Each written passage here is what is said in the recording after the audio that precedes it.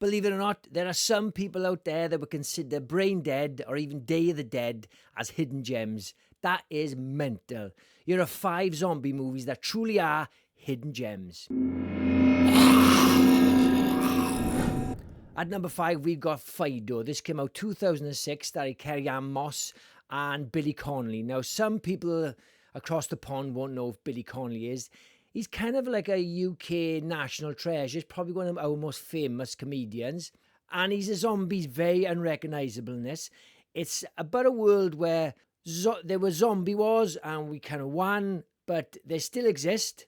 And this town, these cities have been cordoned off with a big high wall. And they've got zombies working for people with these collars. So they're stopping them being hungry and attacking. So you've got zombies taking on these menial jobs like being a butler or a cook or a cleaner, things like that. And Billy Connolly is Fido, the zombie. And he's just like kind of a slave in a sense, or a butler.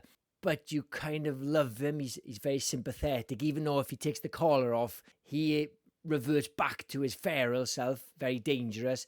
It's a great premise. It's set in the 50s. It's kind of like a dystopian world, but it's set in the 50s. And it's like a Stepford Wives vibe to it. But it is gorgeous to look at. It's such a shame it flopped, especially it only came out 2 years after Shaun of the Dead. But yeah, highly recommend this. It's an odd one, but it's worth it. Deadgirl. This came out 2008. It's quite a disturbing premise. I wouldn't say it's a disturbing movie. It's easy to watch, but you've got to tread carefully because I don't want to be cancelled.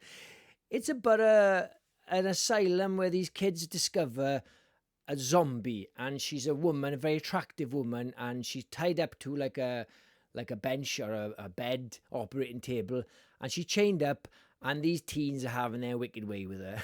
It sounds awful. It is a horrible premise, and she's a sympathetic zombie. She's very animalistic, but she's not rotten. It's not like it's the corpse from Return of the Living Dead.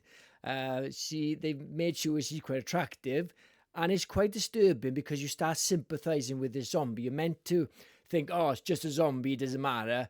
She is so human, like it's very disturbing, but it's a very good movie and it's very original, so I'd highly recommend it, even though the subject matter is a little bit gross. At number 3, we got Maggie. This came out 2015, and it's Annie versus zombies. Unfortunately, that's not the movie you get here. This is Annie at his probably acting best.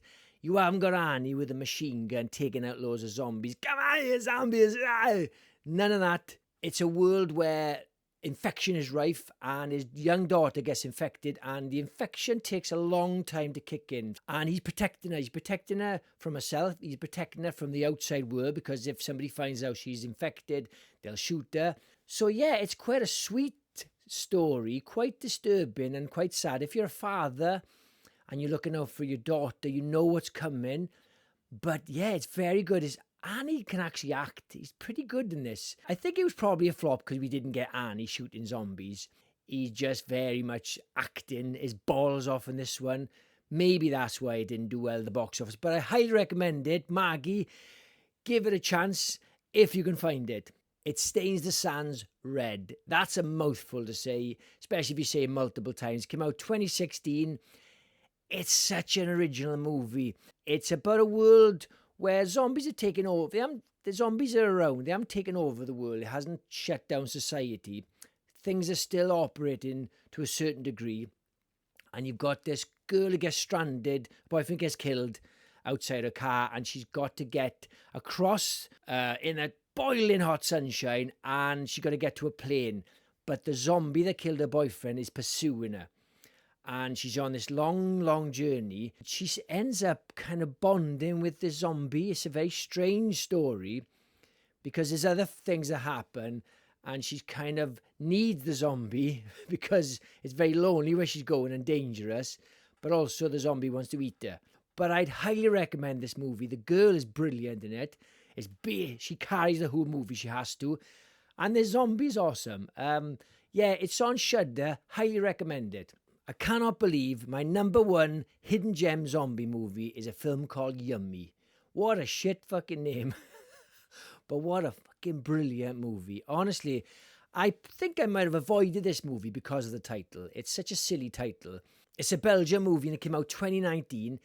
It's half subtitled, half in English. So if you're not a big fan of reading subtitles, doesn't matter. It's about this girl who wants to have, believe it or not, a boob reduction. Her boyfriend reluctantly takes her to this clinic, this dodgy kind of clinic. And the whole zombie movie is set in this clinic where they do different procedures, nose jobs, boob jobs, lip jobs, chemical peels. So they're doing some experiments and something's happened with a zombie. I won't go more into it now. You need to watch it because it's quite relatively new.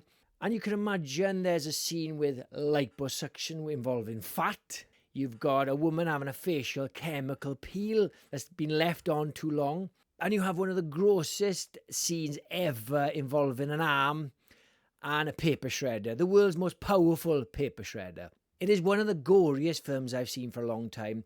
You've got torsos crawling, you've got arms being severed, you've got some horrible moments, some great practical effects, and I highly recommend it. This is on Shudder, and don't be put off by the shitty name. Okay, those are my top 5 zombie hidden gems. Drop a comment, tell me what you think, and if you love zombies, please subscribe, and I'll catch you on the next one. Cheers, guys.